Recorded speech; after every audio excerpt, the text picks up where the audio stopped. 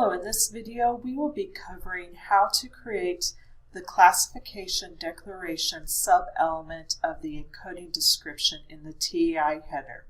Now, as a reminder, information that is included in the encoding description is information about the methods and editorial practices of your project.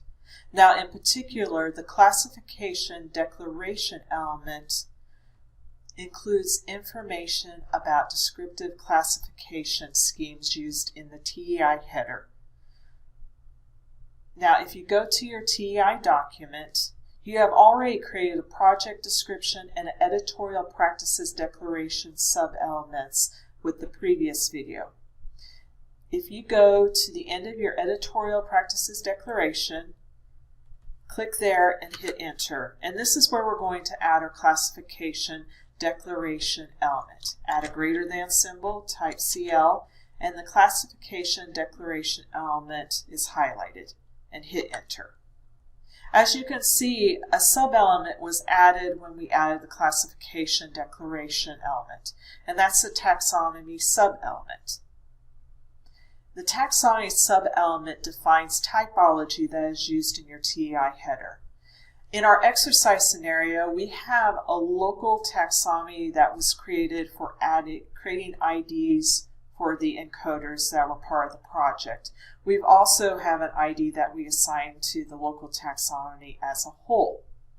We are going to add that information into that taxonomy sub-elements. So go ahead and click inside and hit enter. So first we need to capture the name of the taxonomy. We are going to use the bibliographic element for that, and that's BIBL. So add a greater than symbol and type BIB, and the BIBL element should be highlighted, so hit enter. Now, one thing I haven't discussed yet is within this we are also going to be adding attributes. We have not used those so far. An attribute provides information or additional information about the element that we are using. So for the bibliographic element, we want to add an ID attribute for the taxonomy as a whole. So as you see, the cursor is after the BIBL in the opening element tag. Go ahead and hit your spacebar, and a pop-up window should appear of available attributes you can use. We specifically want to use the XML:ID attribute. So type XML:I, and the XML ID attribute is highlighted, so hit enter. As you can see, the cursor is in between two double quotes. This is where you're going to put the ID of the taxonomy. I'm going to go ahead and just leave that blank. Next, we need to add the category and a sub-element category description grouping after the bibliographic element. So go ahead and hit enter. Add a greater than symbol, and category element is your only option, so hit enter. Click inside this element and hit enter. Add a greater than symbol and type CAT for the category description and hit enter. Now we still need to add the ID to this grouping, and that goes in the category description.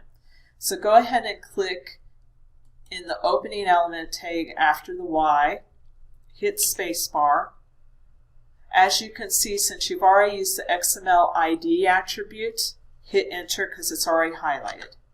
And this is where you're going to put your ID of your encoder. The category description element grouping is where you're going to have the name of the encoder. And since we have 3 encoders, we need 3 of these groupings. So highlight the category grouping, copy it, hit enter, and paste it twice.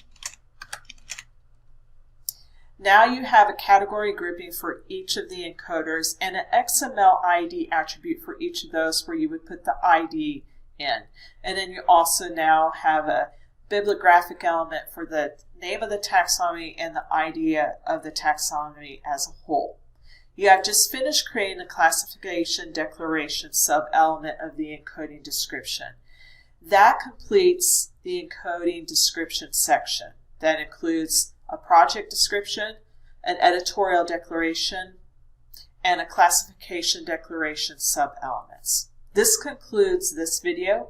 The next steps you need to take is the information about your local taxonomy on your exercise scenario and adding it to the correct elements that we just created here and also the attributes that we created.